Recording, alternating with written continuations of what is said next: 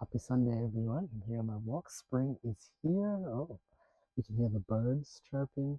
And it's still a bit damp here in the UK, but it's at least warmed up, which is really nice. I'm thinking about uh, connecting to our inner child in a way that allows herself to come out and play. I'm talking specifically about growing up with trauma here, and that inner child being silenced, particularly where your voice was taken away, agency perhaps was taken away under the guise of you're the child.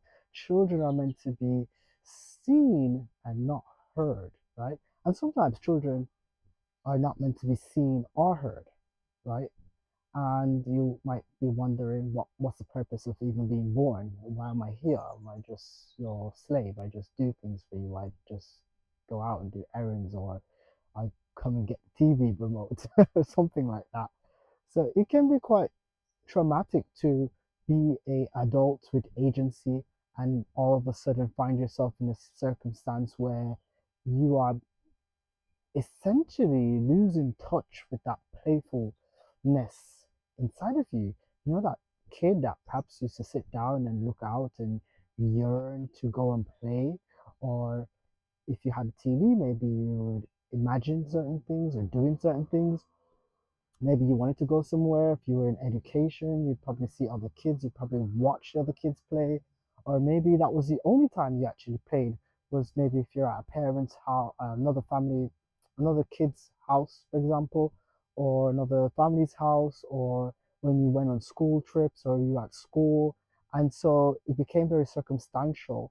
But regardless, now as an adult, you're struggling to let that inner child come out and play. How do you connect with that inner child? Firstly, switching the filter off, I would say, meaning that instinct to what do you want to do instinctively? If you could just play, would you want to sit with a bunch of coloring books and color? Would you want to crank up the radio and dance like no one's watching? Do you want to sing in the shower? Do you want to go splash in a puddle of water somewhere? Now, adult play might look a little bit different because you might have a bit of adult money, you might have adult friends, and you might can do adult things.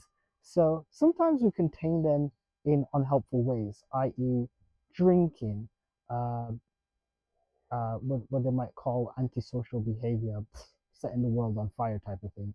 As I sometimes justified, of course, but still, these things can land you in a different type of containment, which is not where we're trying to head.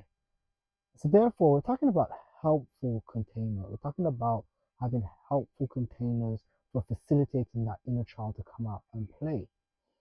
If you're struggling with being around people and really anxious and nervous to be in a social setting, there's ways to expand that tolerance as well.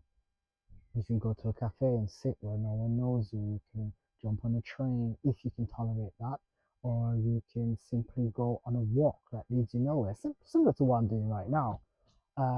Maybe you want to go and explore the world, but the budget allows you to explore your local area instead. If you got different kind of money, then hey, hop on a plane, hop on a ship, something like that. And when we talk about making new friends, we're talking about proximity, i.e., joining a class.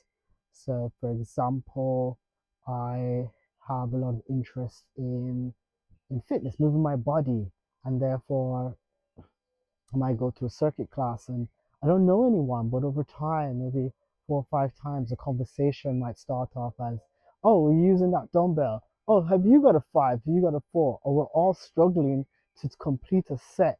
And before you know it, we look at each other and we agree that the instructor is insane. And before you know it, by the 10th time, you've at least gotten to know somebody on a first name basis. And then it's building that over time. And I think one of the things to consider when we're attempting to make contact with our inner child is being kind to the adult that we have today, the adult who we are today.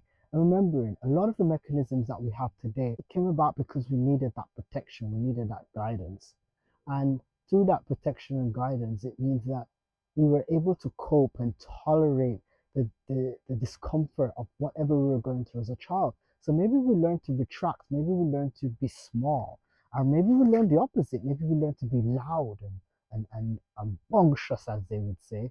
And therefore, because that's what protected us, right? We needed to be the bully on the schoolyard. So being kind to the adult that we are today is quite important because that's the adult that's ushering that inner child into this new, safe, secure world.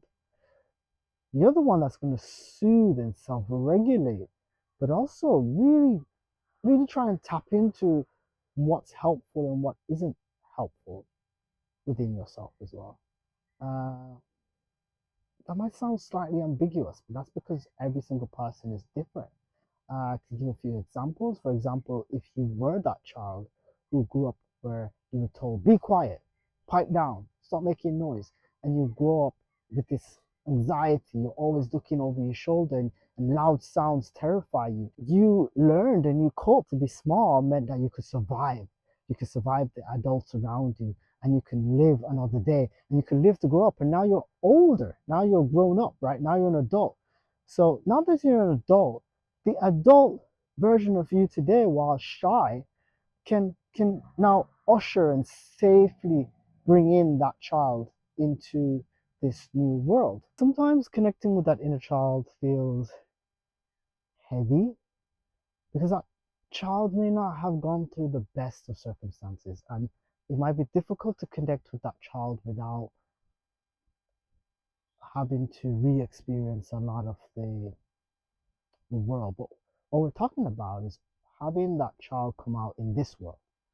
It's like if your past self could see yourself now and go, "Oh, okay, what can we do today? How would you bring that child along with you today?"